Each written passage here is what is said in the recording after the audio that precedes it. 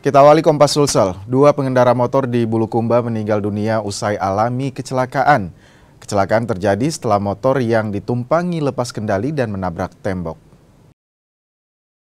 Kecelakaan tunggal ini terjadi di Jalan Poros, Dusun Macinna, Desa Bontomanai, Kecamatan Rilau Ale, Kabupaten Bulukumba, Sulawesi Selatan. Dua pengendara motor meninggal dunia usai motor terjun ke parit dan menabrak tembok.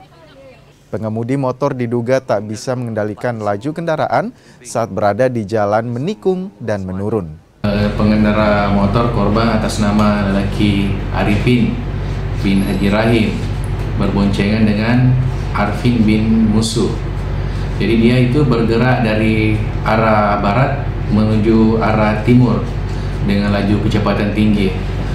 Terus sehingga pada saat memasuki jalan yang menikung agak turunan, dia out control sehingga tidak hilang kendali masuk ke parit gitu. Untuk luka-luka korban sendiri, Pak?